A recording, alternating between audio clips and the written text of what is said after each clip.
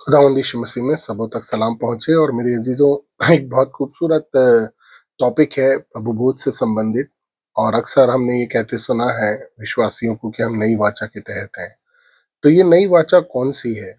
Bible के अंदर जब आप देखेंगे, निर्गमन उसका 24वां अध्याय, और उसकी जब हम पढ़ेंगे 8वीं, तो वहां पर लिखा है, तब मूसा ने लहू लेकर लोगों पर छिड़क दिया और उनसे कहा, देखो यह उस वाचा का लहू है जिसे यहोवा ने इन सब वचनों पर तुम्हारे साथ बांधी है। ये वो पहला समय था जब बनी कौम इज़राइल ने विश्वास किया इज़राइल के परमेश्वर पर और उसके महान कार्यों पर, और कहा कि जो जो वचन प्रभु ने दिए हैं हम उसके अनुसार करेंगे। उसी बात को जब हम आगे जाकर देखते हैं कि जब ये उसमें ईमानदार ना रह सके, तब व्यवस्था विवरण 29 में एक बात हमें देखने मिलती है जो उसके पहले ही हिस्से में लिखा हुआ है। इजरायलियों से जो वाचा बांधने की आज्ञा यहोवा ने मूसा को मोआब के देश में दी, उसके यही वचन है, और जो वाचा उसने होरेब पहाड़ पर बांधी थी यह उससे अलग है। अब ये एक और अहदनामा तैयार हो गया है जिसमें कुछ चेंजेस हैं। इसमें लिखा है 12वीं आयत में, जब आप पढ़ेंगे, जो वाचा तेरा परमेश्वर यहोवा आज तुझसे बांधता है और जो शपथ वह आज तुझसे खिलाता उसमें तू साझी हो जाए, इसलिए कि उस वचन के अनुसार जो उसने तुझसे बांधी, उसने शपथ का अनुसार अब्राहम, इसहाक और याकूब को तेरे पूर्वजों से खाई थी, वह आज तुझको अपने प्रजा ठहराए और आप तेरा परमेश्वर ठहरे। फिर मैं इस वाचा और इस शपथ में केवल तुमको नहीं परंतु उनको भी जो आज हमारे संग यहाँ पर हमारे परमेश्वर यहोवा के सामने खड़े हैं और जो आज यहाँ हमारे संग नहीं है, साझी करता हूँ। जो नहीं है उनको भी साझी करता हूँ, मतलब एक और वाचा तैयार की गई।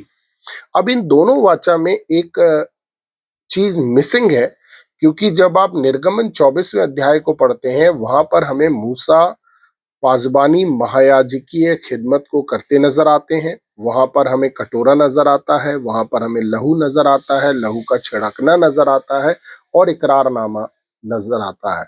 लेकिन जब हम व्यवस्था विवरण 29 में, ये वाचा उससे अलग है। जब प्रभु ने इसे तैयार किया तो इसमें पहली बात जो आपको और मुझको जाननी है, सीखनी है, जो बात नजर आती है वो ये है कि यहाँ पर वाचा में उनको जो वहां नहीं है मौजूद करता है परमेश्वर, उसे भी साझी करता, उनके लिए भी निमंत्रण है।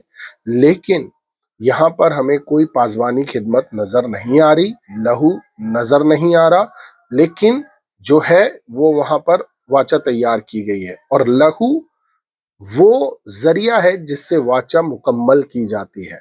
तो मेरे अजीजों, हमें एक चीज को याद रखना है, ये वाचा तैयार तो कर दी गई, नई वाचा, ये मुकम्मल कब हुई? लेकिन जब आप मत्ती उसके 26वें अध्याय को पढ़ते हैं तो वहां पर खुदावंद यीशु मसीह अपनी जुबान मुबारक से कुछ बहुत महत्वपूर्ण बात कहते हैं। वो कहते हैं, अगर आप खुदावंद के कलाम को पढ़ें 26 और उसकी 26 से पढ़ें तो वहां पर एक बात हो रही है। लिखा है, जब वे खा रहे थे तो यीशु ने रोटी लिया और आशीष मांगकर तोड़ी और चेलों को देकर कहा, लो खाओ, ये मेरी देह है। और फिर उसने कटोरा लेकर धन्यवाद किया और उन्हें देकर कहा, तुम सब इसमें से पियो, क्योंकि यह वाचा का मेरा वह लहू है जो बहुतों के लिए पापों की क्षमा के निमित्त बहाया जाता है। वाचा का मेरा वह लहू है जो बहुतों की पापों की क्षमा के निमित्त बढ़ाया जाता है, बहाया जाता है। अब ये जो बात है, यहाँ पर यीशु मसीह हमारा सच्चा महायाजक है, यीशु मसीह कुर्बानी का मेमना है, और यीशु मसीह अपने ही लहू के द्वारा इस वाचा को मुकम्मल कर रहा है जिसमें आप और मैं भी शामिल किए गए हैं।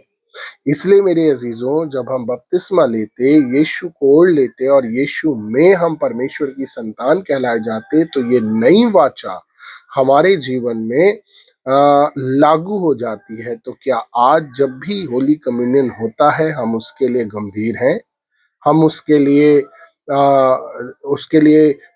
उसको करने के लिए हम कितने गंभीर हैं, सीरियस हैं कि भाई आज प्रभु मेष का दिन है, आज मेरे प्रभु का दिन है, और आज मैं एक बार फिर अपने पापों का जो कफारा दिया जा चुका है उसकी छुटकारे को स्मरण करने के लिए कि मेरा यीशु कुर्बान हुआ, उसके लहू की छाप मुझ में लगी और अब मैं नई वाचा के तहत हूँ, जिसके तहत प्रभु मुझे ब्लेस करता है, ना केवल इस जीवन में लेकिन आने वाले समय में अनंत जीवन के लिए भी। मेरे शरीर के सारे रोगों की चंगाई के लिए, मेरी छुड़ौती के लिए, मेरी सुरक्षा के लिए ये लहू बहाया गया।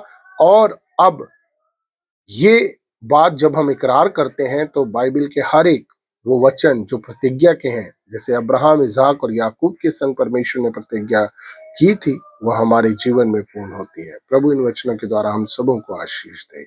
आमीन।